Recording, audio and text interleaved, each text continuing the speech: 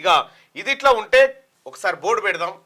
KT Ramarao వీళ్ళు ముగ్గురు తండ్రి కొడుకులు అల్లుడు ముగ్గురికి ఉచ్చు బిగిస్తున్నటువంటి పరిస్థితి చూస్తూ ఉన్నాం.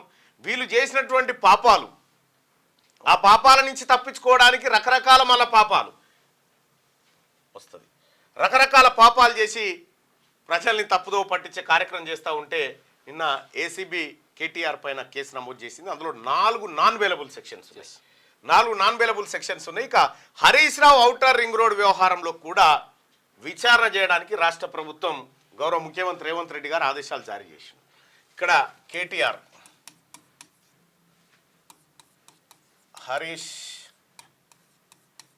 ఆ తర్వాత కేసీఆర్, ఈయనేమో కార్ల కేసు, కార్ల రేసు, ఈ కార్ల రేసు, ఈయననేమో ఔటర్ రింగ్ రోడ్, ఈయన కరెంటు కాళేశ్వరం, ఈయన కరెంటు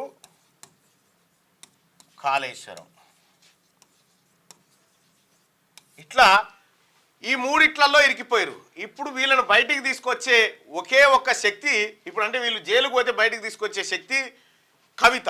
వీళ్ళ ముగ్గురిని వరుస పెట్టి జైల్లో కనుక ఇందులో నేరాలు కనుక నిరూపణ జైల్లో పడితే కంప్లీట్గా బీఆర్ఎస్ భారం కవిత మోయాల్సిందేనా? నిజంగా కవిత గారు బీఆర్ఎస్ భారాన్ని మోసి ఓవైపు పార్టీ నడిపిస్తూ మరోవైపు వీళ్ళ ముగ్గురిని బయటికి తీసుకొచ్చేటువంటి పరిస్థితులు ఉన్నాయా?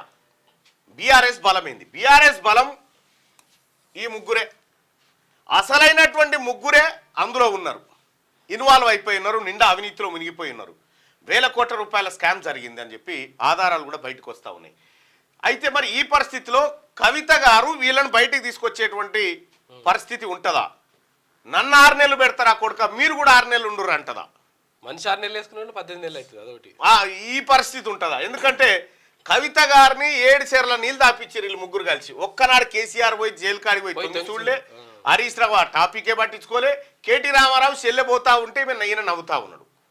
సో ఇవన్నీ మనసులో పెట్టుకున్నటువంటి కవిత గారు మరి వీళ్ళని బయటికి తీసుకొచ్చే పరిస్థితి ఉంటుందా రేపు పొద్దుగాల అరెస్ట్ అయితే? కేటీ రామారావుకి సంబంధించినటువంటి ఏసీబీ కేసులో కేటీ రామారావు ఓపెన్ ఒప్పుకుంటుండు, ఎస్ మేమే ట్రాన్స్ఫర్ చేసామంటుండు. కాబట్టి ఏసీబీకి కూడా కొంత పని తగ్గినట్టే. నేను చేయలే అంటే మళ్ళీ అది ఒక నేనే చేసినా అని చెప్తా ఉన్నాడు. కాబట్టి కేటీ రామారావు అరెస్టును బహుశా ఎవరు ఆపే పరిస్థితి లేదేమో, ఎందుకంటే ఆధారాలు కూడా ఉన్నాయి కాబట్టి. ఇక ఔటర్ రింగ్ రోడ్ ఎట్లాగో హరీష్ రావు దొరకడైతే పక్కనే, కేసీఆర్ గారిది ఇక అనువను ఉంటుంది ప్రతి నిర్ణయానికి. ఇప్పుడు కేటీ రామారావు గారు ప్రెస్ మీట్ పెట్టి ఏమంటుండు, అవినీతి ఎక్కడదండి, అవినీతే లేకపోతే అవినీతి కేసు ఏందో అని అంటుండు. ఏందయ్యా సార్ అంటే 50 కోట్ల రూపాయలు పంపింది వాస్తవం అంటుండు. 50 కోట్ల రూపాయలు పంపింది వాస్తవం, దాంట్లో తప్పేముంది అంటుండు. ఇక్కడ కేటీ రామారావు ప్రజల్ని ఎట్లా మభ్య పెడుతుండంటే ఇలా అవినీతే లేదు, అవినీతి ఎక్కడదు, అంతా ఓపెన్ సీక్రెట్గా అంటుండు. కానీ ఇక్కడ కేటీ రామారావు 2009 నుంచి సిరిసిల్లలో ప్రాతినిధ్యం వహిస్తూ ఉన్నాడు. దాదాపు ఒక 15 సంవత్సరాల లెజిస్లేటర్ అనుభవం ఉన్నటువంటి వ్యక్తి. మంత్రి 2 సార్లు మంత్రి, అమెరికాలో చదువుకున్నాడు, పూనాలో చదువుకున్నాడు, గుంటూరులో చదువుకున్నాడు, వివిధ దేశాలు తిరిగి వచ్చిండు, వివిధ కంపెనీలో పనిచేసిండు. ఇంత నాలెడ్జ్ ఉన్నటువంటి వ్యక్తి ఈయన కేటీఆర్. అయితే ఎన్నికల కోడ్ అమల్లో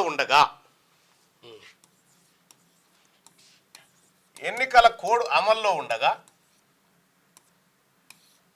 డబ్బులు ట్రాన్స్ఫర్ చేయొద్దు అన్న విషయం కేటీ రామారావుకు తెలియదా? రెండోది, మంత్రివర్గం ఆమోదం ఉన్నదా ఈ పైసలు పంపడానికి, లేకపోతే ఈ వ్యవహారానికి? కాగితం కాస్త ఏమన్నా ఉన్నదా? కాగితం కూడా ఒకవేళ లేదు ముఖ్యమంత్రి గారికి చెప్పినట్టు అది కూడా చెప్తే ఆయన A4 వేసుకుందాం. నోటి మాటతోని, కేవలం నోటి మాటతోటి 50 కోట్ల రూపాయలు, అది మళ్ళీ ఎట్లా రూపాయలను డాలర్ల అంటే విదేశీ మార్గంలో పౌండ్స్లలోకి మార్చిరు, విదేశీ మార్గంలో పౌండ్స్లలోకి మార్చి ఆ కంపెనీకి కట్టబెట్టిరు.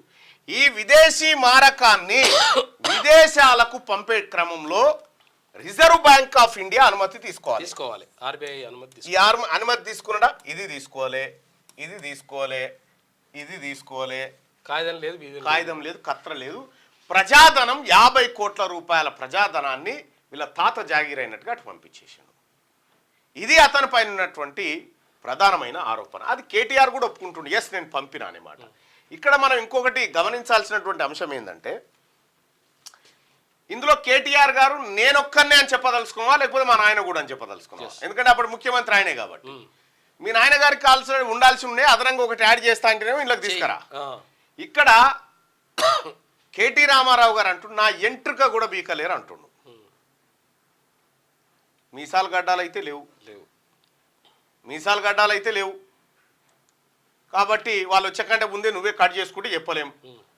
రెండో విషయం ఏంటంటే, ఇంత పచ్చిగా అడ్డంగా దొరికిపోయినటువంటి మీరు ఇంకా ప్రజల్ని మభ్యపెడతా, అసలు కేటీఆర్ ఆ ధైర్యం ఏముండే అంటే మళ్ళా మేమే వస్తాం పంపవా పైసలు మనం ఎవడు విచారణ చేస్తాడు అంతే అనే యాంగిల్లో చేస్తే దెబ్బ కొట్టింది. ఎన్నికల్లో బొక్కబోర్ల పడ్డది. బీఆర్ఎస్ పార్టీ ఓడిపోయింది, కాంగ్రెస్ పార్టీ ప్రజాప్రభుత్వం అధికారంలోకి వచ్చింది, ముఖ్యమంత్రి రేవంత్ రెడ్డి గారు అయిన తర్వాత కేటీఆర్ ఇరికిపోయిండు.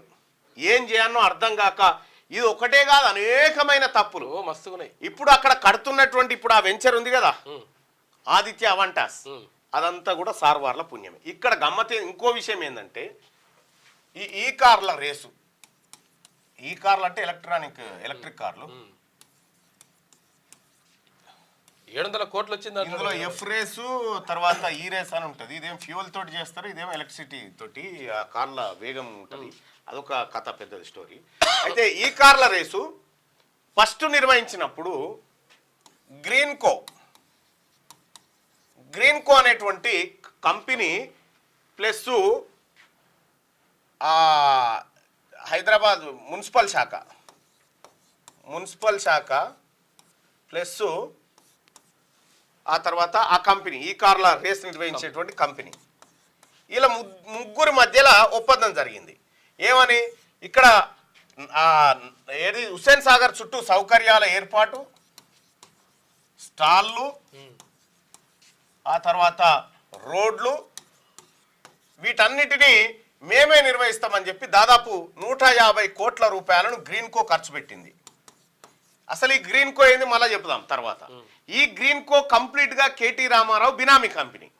తెలంగాణ రాష్ట్రంలో జరిగినటువంటి భారీ దోపిడీలో ఈ కంపెనీది, తర్వాత ఇంకోటి ఇది ఉందిగా రామ్కి ఉంది, కాదు అది శ్రీధర్ అని ఇంకొకటి ఉంటుంది, ఇంకా శ్రీధర్ అని ఇంకో ఫినిక్స్ కంపెనీ, ఫినిక్స్ గ్రీన్కో, ఈ 2 కంపెనీలే మెయిన్గా. అయితే వీళ్ళతో పెట్టించాడు. ఈ 150 కోట్లు పెడితే వాళ్ళకు వచ్చింది 0, ₹1 రాలే ఎవరికి వీళ్ళకు. రెండోసారి ఏం చేసినట్టు, అయ్యా వద్దాయని కార్ రేసులు వద్దు మన్నొద్దు, మేము ఈ కాంట్రాక్ట్ రద్దు చేసుకుంటున్నామని గ్రీన్కో ఎగిరిపోయింది. గ్రీన్కో ఎగిరిపోతే రెండో రేసు కూడా నిర్వహించాలి కాబట్టి ఏమైంది, ఇప్పుడు కేటీ రామారావు స్పాన్సర్ దొరకలేడు. సరే దొరకకపోతే ఏముందిరా మన తన పైసలు అడగోలుకునేగా అని చెప్పి ఇక్కడ నుంచి 50 కోట్ల రూపాయలు వాళ్ళకి ట్రాన్స్ఫర్ చేసిండు. 2 పేమెంట్లు పంపించేసిండు. 2 పేమెంట్లు పంపించేసరికి ఎన్నికల ఫలితాలు వచ్చినాయి.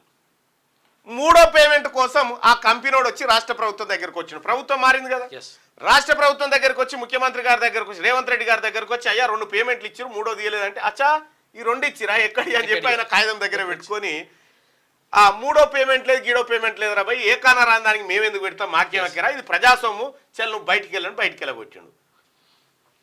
ఇప్పుడున్న దానకిషోర్ గారికి వాళ్ళు లెటర్ పెట్టి అయ్యా మరి కాంట్రాక్ట్ ఉండే కదా మన మధ్యలో, మేము అది రద్దు చేసుకోవాలంటే మీ ఇష్టం ఏట్లేమని ఏమైనా చేసుకోరి, ఇప్పటికే మీకు కట్టినటువంటి 50 కోట్లకు 8 కోట్ల రూపాయలు పన్ను ఆ కేంద్ర ప్రభుత్వానికి రాష్ట్ర ప్రభుత్వం కట్టాల్సిన పరిస్థితి వచ్చింది కేటీ రామారావు చేసిపోయిన దుకాణానికి.